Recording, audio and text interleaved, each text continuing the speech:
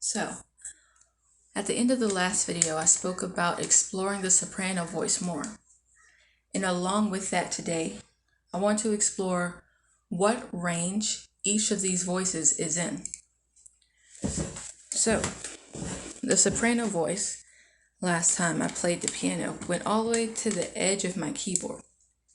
It sounded this C and this C, I think. Or it was this C and that C. Right, all the way up there. So I would say the voice that we began with, which was the alto voice, her range is somewhere between here, which is, if you're speaking to an alto, she would say that's out of her range. Typically their range extends to this D5 here, but I'm not expecting people to sing these parts. I'm writing these parts in these ranges. So the alto range will stop here at F, and the lowest note will be F here. So we're going to give her a 2-octave range from F3 to F5. And I'm going to write that down here. Here, I'll show you what I'm writing. Soprano, we're going to put ranges up here. Alto, F3 to F5. Tenor and bass. So the bass voice would go, the bass voice would start, let's move our camera over a little bit here. The bass voice's highest note would be G3, and his lowest note would be to the end of the keyboard. Now, this keyboard is not a full 88 key piano, so if there are any lower voices or lower notes we feel like we need to hear at the end of the day, then oh well. Like either I can go to my piano and figure it out, but for right now, for the resource we have, for the tool we have, we're going to use the range of this tool. So that low C all the way at the bottom there, if this is C4, then this is C3, then the bottom of the bass range would be C2. And I have that written, as you can see here. Now, our tenor voice would be somewhere in between the alto's highest note, which is this F up here, and the bass's lowest note, which would be this C right here. So the tenor is going to fall somewhere in between those two. The tenor range, I would think, would be C3 to about F5. So that's what I'm going to write. C3 to F5. And of course, then that means that the soprano range is going to be C4 all the way up to this C here, which would be C4 to C5, C6, C7. C4 to C7. So our soprano, which, as we've spoken about before, I don't know if you can see my head just now, but our soprano, which has the role of being independent, she speaks for the heavens, and she can say whatever she wants, also has the widest range. She has a 3-octave range. I would say the tenor is probably the second widest.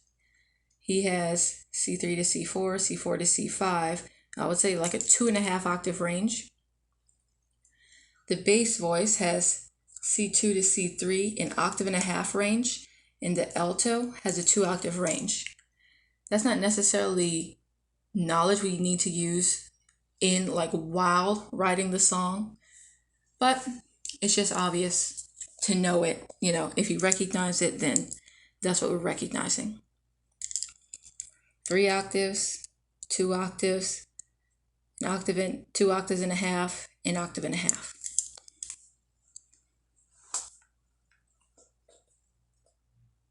Now, in the beginning, if the soprano voice speaks for the heavens, then it would make sense that the structure of the song, and we're going to do it as like a timeline, there's a removal of what in the song at the very beginning that we need to express in order to get to the reveal at the very end. What ideas or what songs or what man has learned at the end of the song. Within this time, there are times where we're going to go to our home base. We're going to build that as home. And there are going to be times when we're reflecting back to the self. So within these times, the human can be speaking, which is the alto voice. The heavens might be speaking, which is the soprano voice. Or the elder might be speaking, which is the tenor voice. But the home, that's when we remember, we realize that the things that are happening on earth happen all the time. They are happening, they continue to happen. That is what is. And so whatever is happening in those times is normal. It's okay. We don't have too much going on in those times. We will be introducing new ideas, and we'll write down we can have new ideas come up in these times, but they're still going to be in a range we know. So we're already familiar with the elements that will come up in that time. And I would say we can have key changes or modulations, things like that. Because key change and modulation are the same thing. I don't know why I said that like they were two different things. But we can have key changes in that time to express, hey, we're moving closer to the reveal at some point. I don't want to keep writing down home and self and home and self and all that stuff if I don't know how many of those sections we're going to have. But at the very beginning, the heavens will speak. Heavens speak first.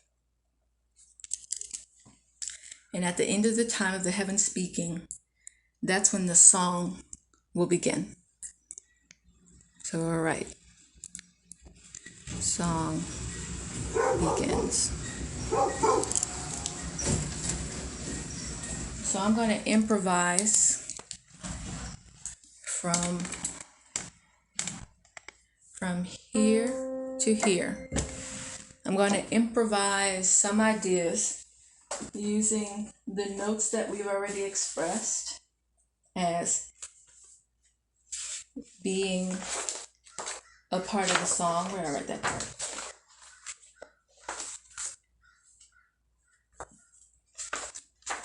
Let's see, where did I put it? The song. This is the song. This is the song. Here we go. So we've made this our scale, our mode, our whatever it is. These are the notes that are present throughout the song. I say the soprano may sing notes that are not represented by these notes alone. But the limitation in which sets each of these roles apart will be that the alto, tenor, and bass can only sing these notes. The reason why the heavens/soprano note can sing any note they want is because essentially they are the non-human or non-earthly element in the song that the earthly elements pull from to be grounded in what they're grounded in, to exaggerate what they need to exaggerate, and they use those notes to ask their questions, but because they have a limited amount of knowledge, they can only ask so many questions from the knowledge they have. So they cannot suddenly play a note that they do not possess. They cannot suddenly ask for knowledge that they did not seek, because it will not be presented to them.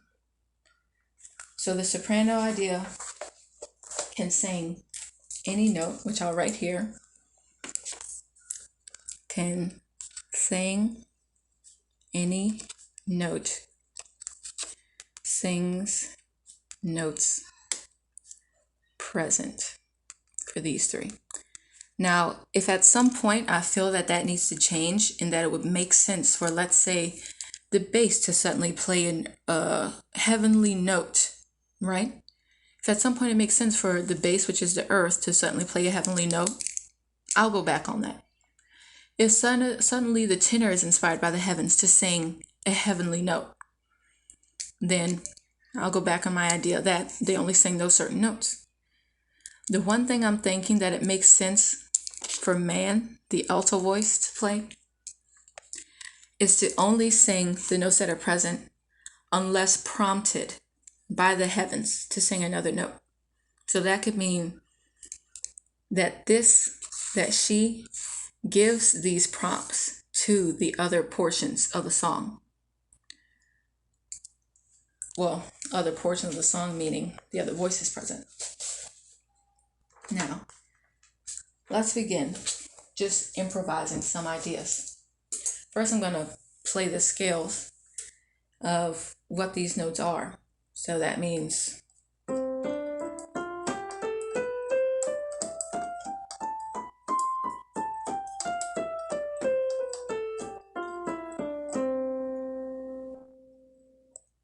so we can do it in there.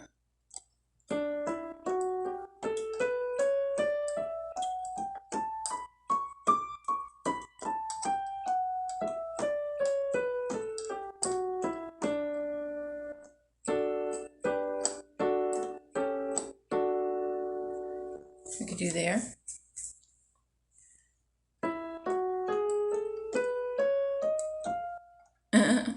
Gotta figure out mess that one up.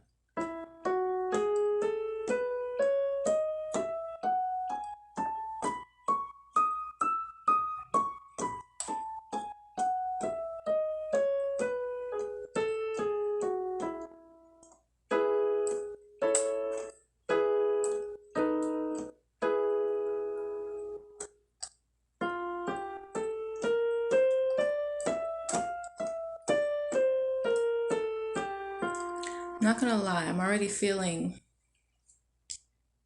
that the soprano voice should incorporate the note F, which isn't so far off from what I've allowed the other voices to have, because they have G double flat, which is F.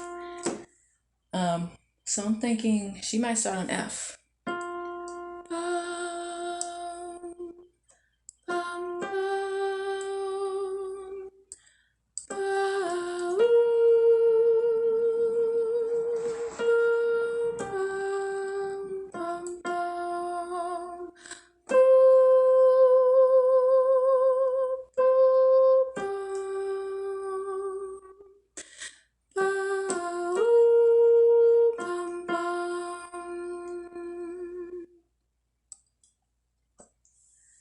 Okay, so that suddenly came out of playing around in F. So I like that. We can keep that as an idea to workshop later. Let's keep going with our scales to see what else comes to light. G major.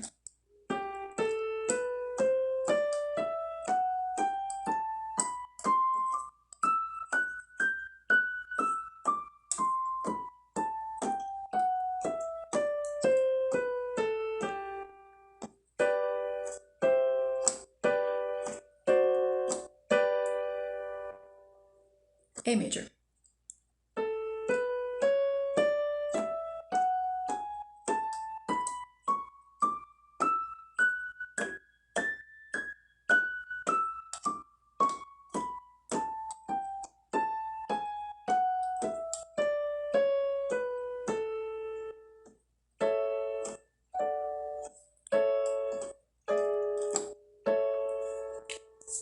We have B major, which I'm also expecting myself to mess this one up, which is fine.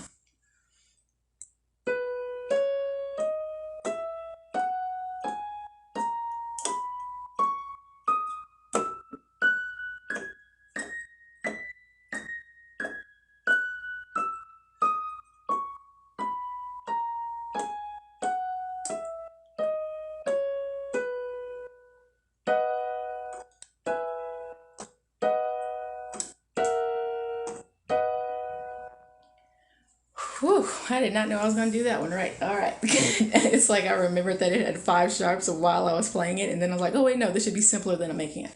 Okay. So I would say out of all of the major scales we played, playing around with F major, which you wouldn't really know it was F major because I never played the third in what I was improvising, I would say F major stood out. So let's try some minor scales, starting with C minor. Ooh, these I definitely don't practice, so let's see what happens. Let's see if I hit this in 2 octaves right.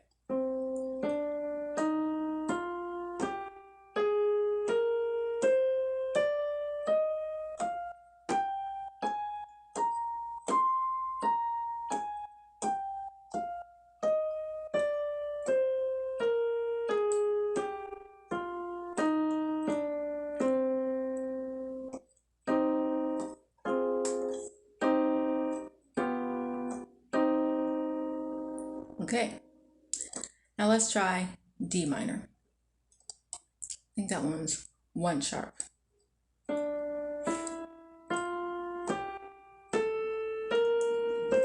was wrong, it was 1 flat.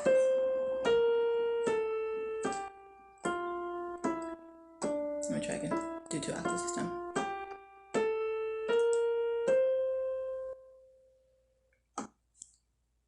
I think I set myself up for failure just then by having the wrong fingers.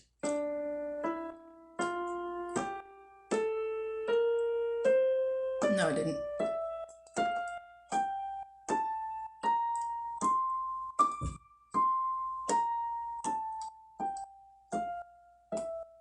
That's where the crossover is.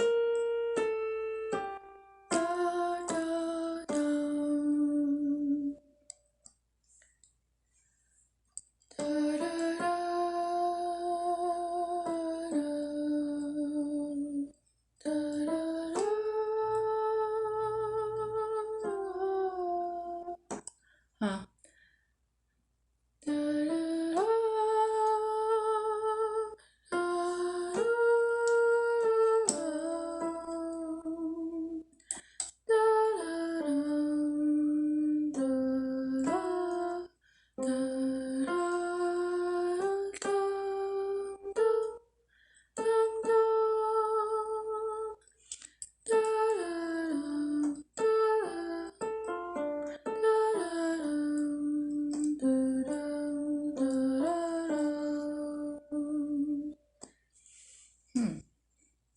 So yeah, I'm still, because F major and D minor are parallel, I would say that that's the thing that's really coming forth for the soprano voice so far. D minor and F major, moving between those two. Again, I did play the A. Yep, I played A natural, which shows up in both D minor and F major. Had I played that one, then I would know that I'm messing around with like F minor, some sort of diminished thing here. So let's play around. Now that we know what the soprano is really like pulling from, that's what we're gonna go. First, before I do that, I do want to know what F major and D minor have to do with the scale that we've already set up. So the scale we've already set up goes like this, right? C, D flat, E flat, F flat, G flat, A flat, B flat, C, B flat, A flat, F flat, G double flat, F flat, E flat, D flat, C. Now I did notice the other day that I actually played that starting on E flat, not C. So that would be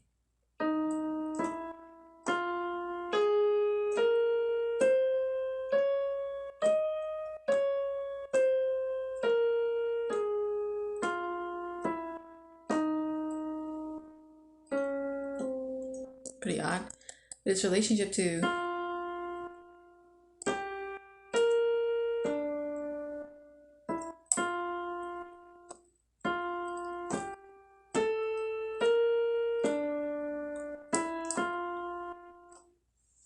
they sound different. I'm wondering if this song is actually in a mode, and I'm not sure which mode yet, because I have not asked myself to figure out which mode it's not going to be hard, but yeah, let's keep playing around. Let's do what we said we're going to do. We just play around with the soprano voice first, and then if a key or a mode starts to pop out, then we can write that. The only reason we would need to know that is so that when we write the music on the staff, we would have fewer accidentals. We wouldn't have to write this in front of every note.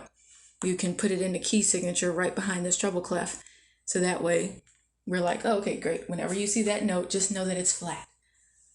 Or just know that it's sharp, instead of looking at them in the measure of the whole song. So, the soprano voice.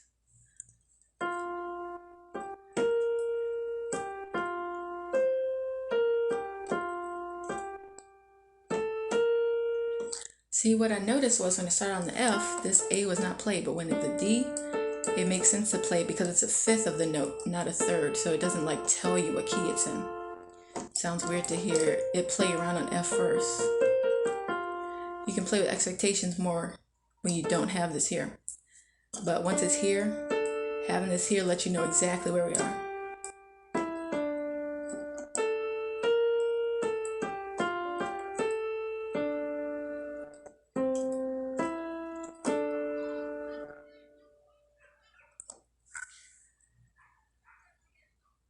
Yeah. Now, I don't remember exactly what I played. I don't remember exactly what I played for the soprano voice. I would hate to get in my own way by trying to move on without knowing what I base these notions off of. Only thing I remember is like that around the D and this.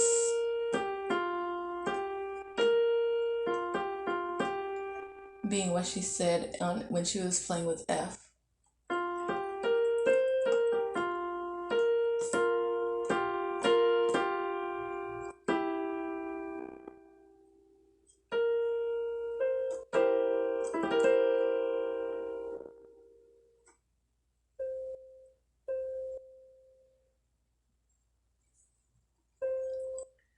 So if we open up the heavens almost with this figure that we just played,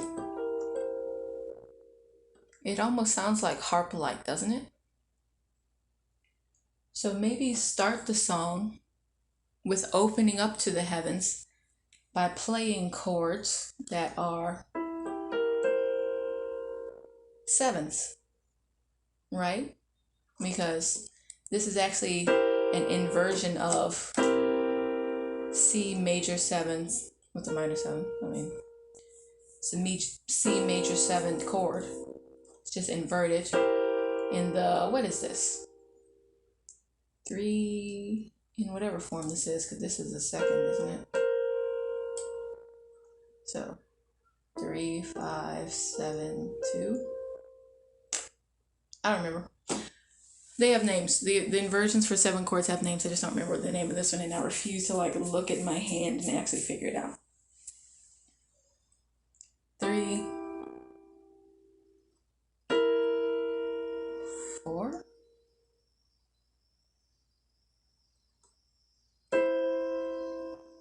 6.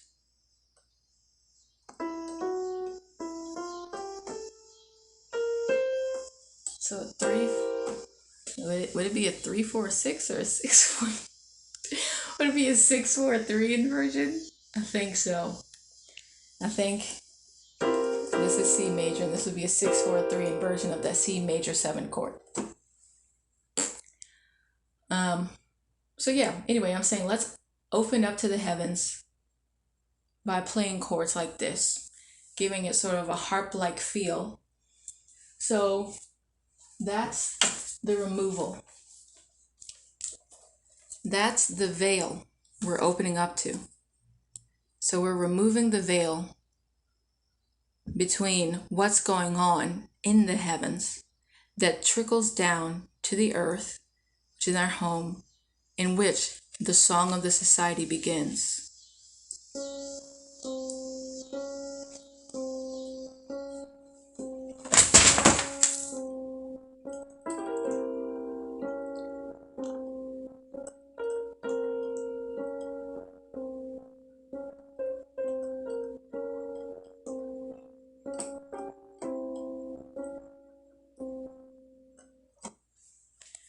Yeah, my binder fell. That's fine. My binder fell and made a loud crashing noise. And my pen's gotta be around here somewhere. Right up with the bad boy. There we go. So we're gonna put, I think what could work is just writing down the concept of opening to the heavens, quote unquote, behind the veil with major 7 chords, and in brackets put harp like.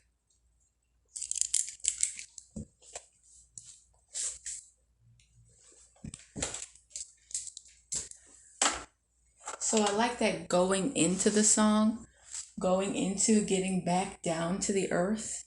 We also use this harp like figure and start hearing this happening underneath. And the bass voice is saying this, is saying it near the alto range. It's saying it within the same range as the tenor, alto, and bass.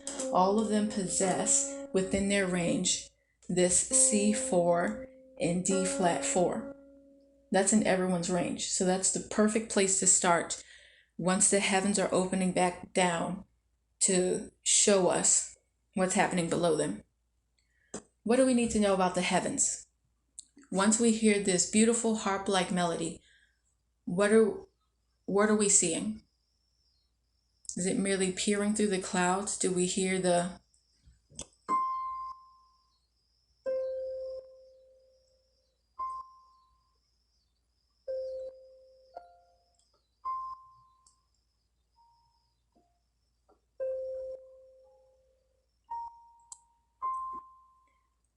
how do we know that we're getting this very special, very phenomenal, very rare viewpoint of peering through the clouds from a bird's eye view and coming upon the earth in which man is working, the earth is still, and there are ones who know this is not all there is? How do we open up and move through those clouds onto this scene?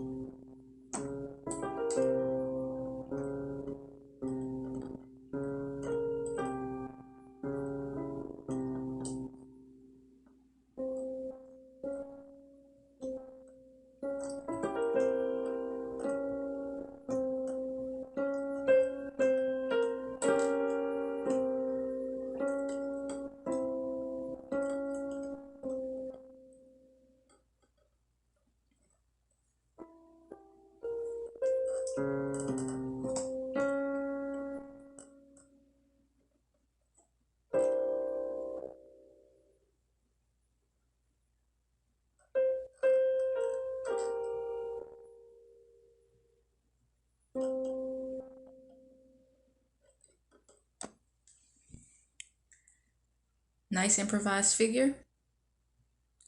I plan on notating it after this So we actually have a starting point. Now, the next time we come to this, we should be working on something like recognizing what man is going through. Actually, I'm almost like we already know what man is going to be going through. Turmoil, folly, you know what I mean? You're going to be looking for answers to his questions because he only has so many, but he thinks that everything he's going through is the first time that anything like this has ever happened. They get a sense of, oh wait, yeah, I guess this is just how the life goes near the end, but they aren't going to start that way. I would say, since we are opening the heavens up to the earth, the thing that I'm curious about next is the tenor. I'm curious about the ones who have seen the earth open up before, the one who recognizes, here she comes again. There she is. She's giving us a message again. It's happening again. We lose ourselves in our thoughts and our daily struggles and stresses and what we think needs to be happening. We lose ourselves to our attachments and we miss when a message is actually coming our way. So the next thing that we're going to work on is the tenor. What's their theme, basically?